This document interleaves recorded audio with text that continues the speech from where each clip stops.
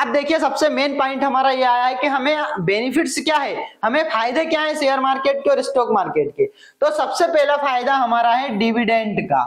Dividend का means ये होता है, मैंने आपको पहले वीडियो में भी बताया था कि कोई कंपनी अपने 4 मंथ में, कोई कंपनी अपने 1 ईयर में डिविडेंड शेयर धारक को देती है। अगर आप लॉन्ग टर्म इन्वेस्टमेंट कर रहे हैं तो आपको अगर किसी कंपनी का डिविडेंड मिल रहा है तो वो कितने समय में मिलेगा, या तो 4 महीने में मिलेगा या फिर 1 साल में मिलेगा। अब वो डिविडेंड होता क्या है, एक्चुअल में कंपनी को अगर जितना प्रॉफिट होता है तो कुछ अंश, कुछ प्रॉफिट वो अपने शेयर धारक को देती है, राइट। और वो डिविडेंड आपके सीधे बैंक अकाउंट में आता है, मीन्स आपके डीमेट अकाउंट में नहीं आता, आपके बैंक अकाउंट में आता है।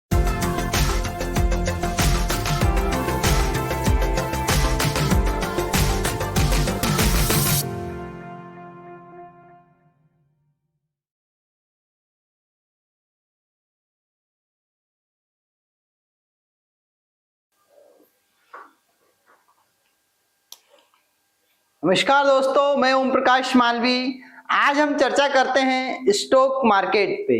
देखिए दोस्तों, इससे पहले के हमने वीडियो बनाए, इन्वेस्टमेंट पे वीडियो बनाया, कैंडलस्टिक पैटर्न पे वीडियो बनाया, आपने वीडियो देखे हैं। प्लेलिस्ट में आई बटन पे प्लेलिस्ट का लिंक है, आप उसको जाकर देख सकते हैं।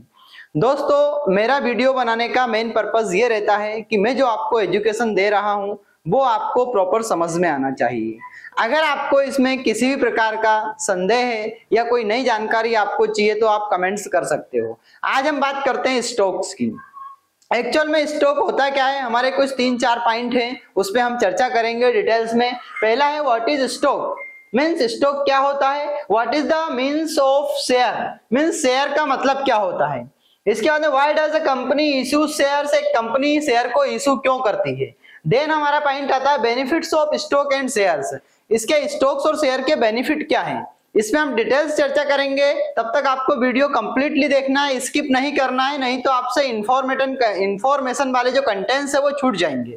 चलिए दोस्तों, हम पहला पॉइंट हमारा कंप्लीट करते हैं। स्टॉक क्या है, what is a stock and shares. तो दोस्तों, स्टॉक हमने अगर SBIN means state bank of India के हमने यदि 100 शेयर बाय कर रखे हैं, कितने शेयर बाय कर रखे हैं, हमने SBI बैंक के 100 शेयर बाय कर रखे हैं, तो ये हमारे शेयर्स होंगे, राइट। इसके हम क्या बोलेंगे, शेयर्स बोलेंगे। लेकिन अगर हम बात करते हैं स्टॉक्स की, इसमें हमने सिर्फ क्या बाय कर रखा है, शेयर्स बाय कर रखे हैं। अगर हम अब आते हैं स्टॉक्स पे, तो स्टॉक्स में जैसे कि SBIN, HDFC बैंक, इसके बाद में सन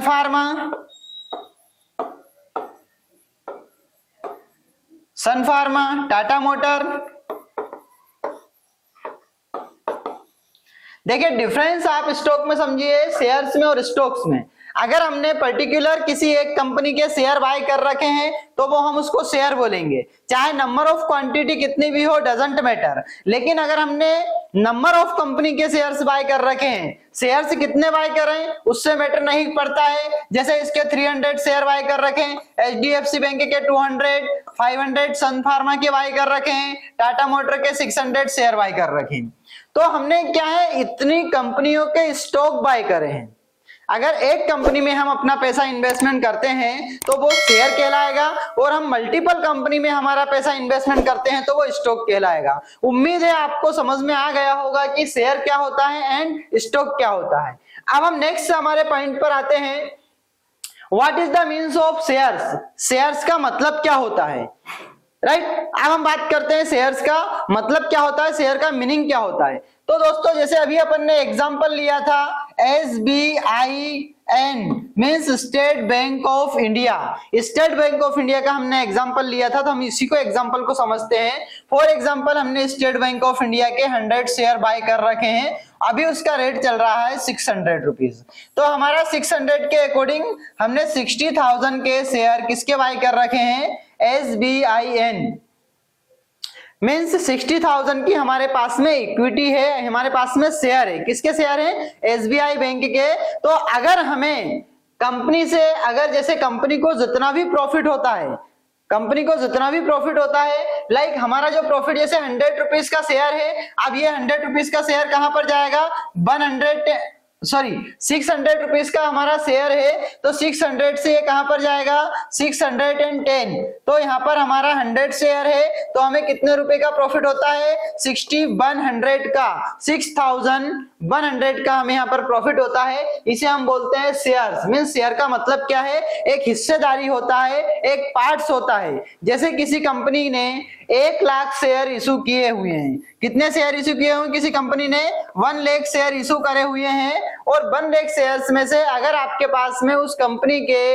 20 शेयर्स हैं, मींस इसने क्या कर रखा है, देखिए 1 लाख शेयर्स इशू कर रखे और आपके पास में 20 शेयर्स है, तो आपके पास में 20 शेयर की हिस्सेदारी है, आप उस शेयर के मालिक हो, आप शेयर होल्डर हो। आपकी जब मन चाहे आप उसको बेच सकते हो, अगर आपका मन नहीं है तो आप उसको नहीं बेचे, कोई प्रॉब्लम नहीं है। जब आपका रेट बढ़ता है तब आप उसको बेचिए। मीन्स हम शेयर्स को यहाँ पर हिस्सेदारी बाय कर रहे हैं, हम कंपनी की एक हिस्सेदारी बाय कर रहे हैं, उतनी इक्विटी की जितने हमने शेयर बाय कर रखे। उम्मीद है आपको शेयर भी समझ में आ गया होगा। अब हमारा नेक्स्ट टॉपिक है कि why does a company issues share. ये बहुत मोस्ट इंपोर्टेंट टॉपिक है, इसको आपको प्रॉपर समझना चाहिए कि एक कंपनी शेयर इशू क्यों करती है, क्या रीजन है कंपनी को शेयर इशू करने का। तो दोस्तों एक कोई सी भी कंपनी होती है वो प्राइवेट कंपनी होती है। कौन सी कंपनी होती है, प्राइवेट कंपनी होती है। और प्राइवेट कंपनी क्या होता है कि शेयर्स जब इशू करती है, मीन्स प्राइवेट कंपनी जब शेयर इशू करती है तो सबसे पहले वो प्राइवेट होती है। मीन्स उसको जो फंड कहां से मिलता है, या तो उसको फंड, जो छोटी कंपनी रहती है उसको फंड या तो अपने रिलेशनशिप वालों से मिलेगा या फिर छोटा फंड बैंक से मिलेगा। लेकिन जब एक कंपनी बड़े पैमाने पर व्यापार करती है तो उसे बड़ा इन्वेस्टमेंट की आवश्यकता होती है। अब हम एक छोटा सा इन्वेस्टमेंट का एक छोटा सा एग्जांपल के रूप में समझेंगे कि हमारी एक कंपनी है डी मार्ट। कौन सी कंपनी है, डी मार्ट एक कंपनी है जो कि लाइक भोपाल सिटी में है। कौन सी सिटी में है, D mart company Bhopal city में है। अब इसको एक ब्रांच ओपन कहां पर करना है, इसको न्यू ब्रांच इसकी ओपन करना है। वो कहां पर करना है, लाइक कोई से भी यहां पर हम शहर का नाम दे सकते हैं, लाइक इंदौर का हम नाम देते हैं। इंदौर से याद आया, देखिए कोई से भी हम एग्जांपल दे रहे हैं, इंदौर में एक ब्रांच ओपन करनी है। अब यहाँ पर इस डीमार्ट कंपनी की 1 करोड़ 1 CR की क्या है, मीन्स वैल्यूएशन है कंपनी की, और उसको रिक्वायरमेंट है, कितनी रिक्वायरमेंट है उसको, कि भाई उसको 50 लाख रुपए की रिक्वायरमेंट और है उसको इंदौर में एक ब्रांच ओपन करने के लिए। वहां की उसके पास फंड है 50 लाख रुपए की उसको आवश्यकता है, तो वो डायरेक्ट पब्लिक के थ्रू पैसा ले सकती है, लेकिन उसके लिए कुछ सेबी के पैरामीटर्स लागू होते हैं। अब हमारा यह है कि इसको आवश्यकता है तो यह पैसा डायरेक्ट पब्लिक से लेगी, तो उसको आईपीओ इश्यूज करना पड़ेगा, आईपीओ कंपनी का लाना पड़ेगा। लेकिन कंपनी को आवश्यकता पैसे की है, किसी भी कंपनी को आवश्यकता पैसे की है, तब जाके वो कंपनी क्या करती है, अपने शेयर्स इशू करती है। और कोई भी कंपनी 50% से ज्यादा शेयर इशूज नहीं करती है। अगर वो कंपनी 50% से ज्यादा शेयर इशूज करती है तो उस कंपनी के मालिक शेयर होल्डर हो जाते हैं। इसलिए जब भी कोई कंपनी शेयर इशू करती है तो 50% की हिस्सेदारी अपने पास में सेफ रखती है, अपने पास में बचा कर रखती है। नहीं तो पता चल रहा है कि जिनको शेयर बेच रखे वो सब मालिक हो जाएंगे। लाइक तो कंपनी का जो डिसीजन लेने के डिसीजन मेकर जो होगा, कंपनी का सीईओ, वो प्रॉपर डिसीजन नहीं ले पाएगा, है ना। अब इसको समझते हैं हम कि 50% हिस्सेदारी कंपनी अपने पास में रखती है, और 50 से 60% मान लीजिए इसको, 50 से 60% जो हिस्सेदारी है शेयर्स की वो कंपनी अपने पास में रखती है। ओनली और ओनली पब्लिक को 40% की हिस्सेदारी ही देती है। कितने परसेंट की हिस्सेदारी देती है पब्लिक को, 40% की हिस्सेदारी देती है, बाकी वो खुद अपने पास में शेयर्स को रखती है। अब हम बात करते हैं यहाँ पर 40% पे। 40% में मीन्स 2 से 3% तो उसके क्या रहते हैं, कंपनी के जो एम्प्लॉय रहते हैं उनको वो शेयर धारक बना देती है, उनको कुछ ऑफर देकर वो शेयर दे देती है। जैसे अभी रिसेंट में अगर मैं बात करूं आपसे, तो कहीं ना कहीं रिसेंट में अगर मैं आपसे बात करूं तो अभी जस्ट आप समझ सकते हैं कि जस्ट डायल ने उसके एम्प्लॉय को अपने शेयर दिए हुए हैं, बहुत अच्छे रेट में दिए हुए हैं।